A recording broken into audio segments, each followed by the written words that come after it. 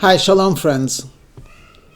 There's a remarkable teaching from the Book of Light called the Zohar, in which that teaching posits the following.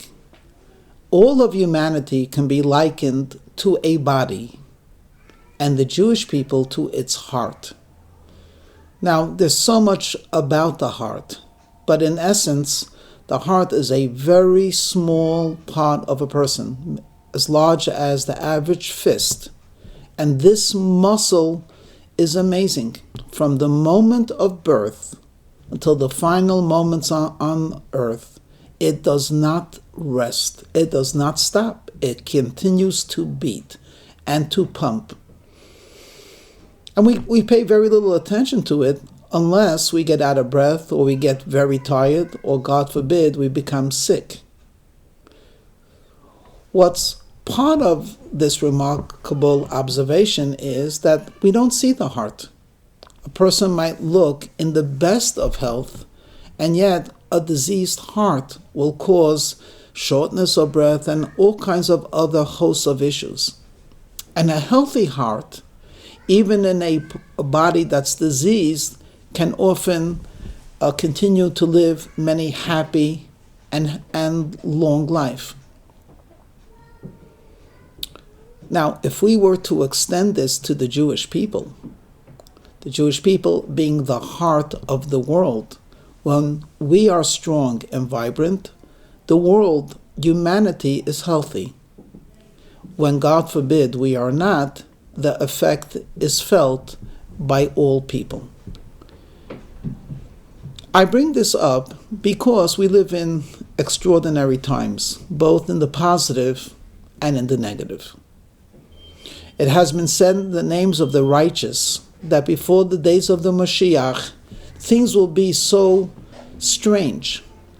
We will expect and have expectations and yet be surprised. For example, said the tzaddik, there will come a time when the summer will appear without heat, the winter will come without cold, and there'll be rabbis without Torah. That's sad, but we're living through such times. Today, when we look, we notice a very interesting concept. Boundaries seem to be disappearing. And not only boundaries, but perhaps even more fundamental, truth seems to be exchanged for feelings. If I don't feel that this is correct, then it's not. Today, it has been pointed out, one is very hesitant to say something truthful because it might offend someone. Now, what does that mean to be offended? That means it doesn't fit in with my desire. So to be cognizant and to respect the desire, often truth is either camouflaged, transformed, which makes it not truth, or simply overlooked. I bring this in because I want to express a spiritual truth which I believe is the source of this confusion. So let me start with social commentary. In just the last couple of months, there was very high publicity given to a male athlete who decided that he actually is a female in a male body and took, in his mind, appropriate steps that the body should reflect his feelings.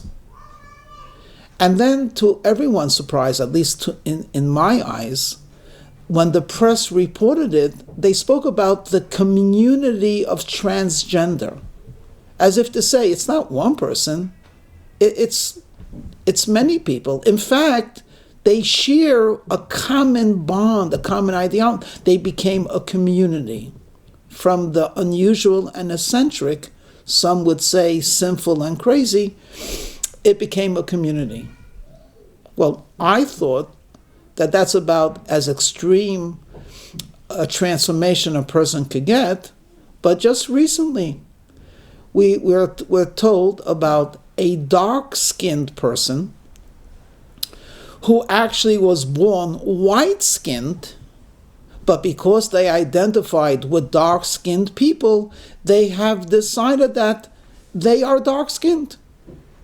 And that's this whole scandal with this young woman who passes herself off as African American, though there are biological proofs that she actually was born white.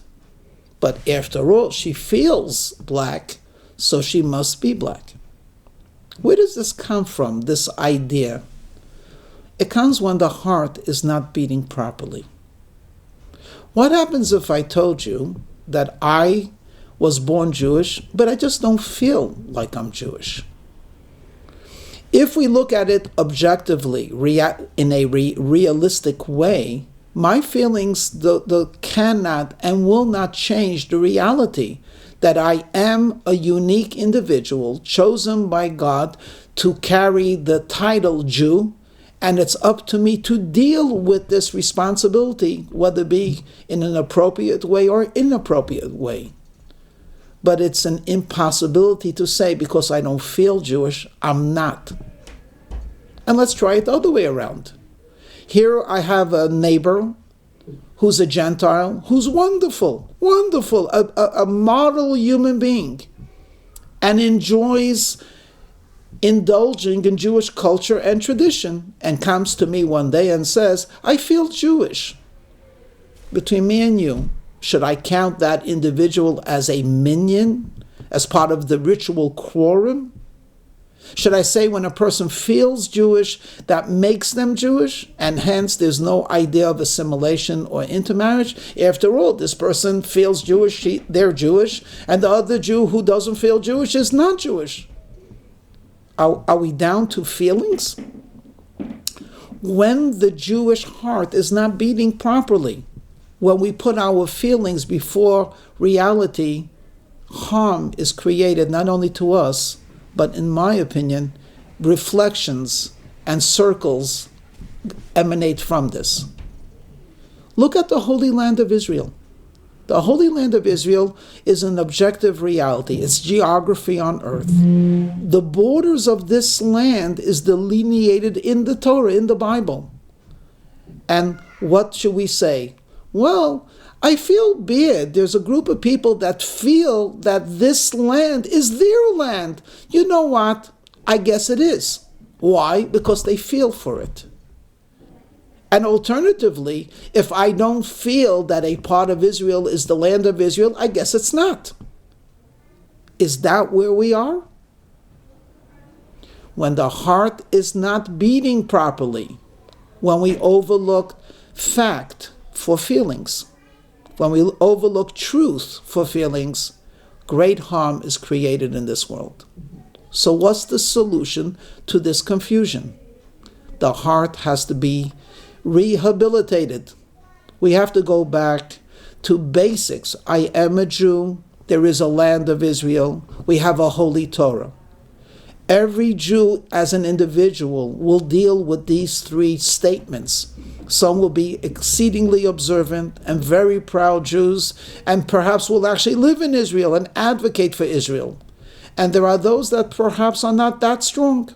They don't feel the need or feel that they are strong enough to be vibrantly Jewish, to advocate Judaism, to understand the Torah in its entirety, nor to live in the land of Israel. But let us not change the boundaries between a Jew and a non-Jew. Let us not have a knee act like a heart. Let us not have a period where people with white complexion feel they're actually black complexion, and black complexion is white complexion, and male is female. It's absurd. It's absolutely absurd. To end off on a positive, when the world acts absurdly, that's a good sign in a way.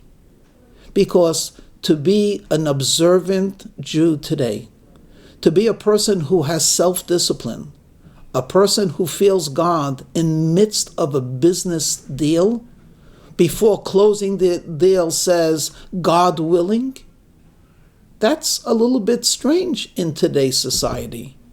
But believe me, if we tolerate so many strange eccentricities, should we not be able to tolerate goodness and virtue? I hope and pray that this period of great social upheaval actually is a harbinger of much greater and holier and productive days, when the Mashiach will come and truly transform the absurd into the holy. Shalom.